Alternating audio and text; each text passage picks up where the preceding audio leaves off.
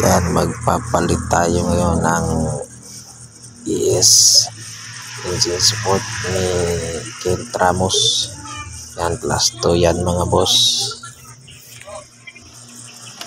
Yan, tanggalin muna natin itong mga side skirt ng motor natin mga boss, para ma-access natin yung mga tornilyo ng stock engine support natin. Tanggalin lang natin yung mga tornilyo ng brake cable natin mga boss at throttle body cable. Yan, kailangan yung tanggalin yan para pag-atras nyo mamaya hindi mabinat. Yan siya mga boss. Yan. At saka sa kabila, tanggalin natin yung lock yan sa may radiator. Tanggalin yan natin mga lock dyan para hindi siya mabinat mamaya. Yan na hitsura niya yun ngayon mga boss.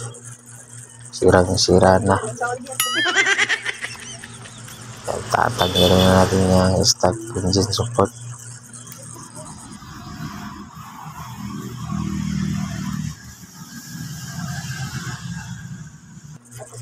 Ito, naikabit ko na yung engine support ni Ken Ramos mga boss. Saktong-sakto lang. Wow naman!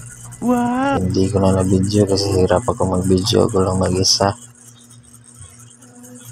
Yan mga boss. Yan o. Sakto-sakto, plug and play. At yung shock nga mga boss, hindi naman sayad sa airbox. Tamang-tama lang.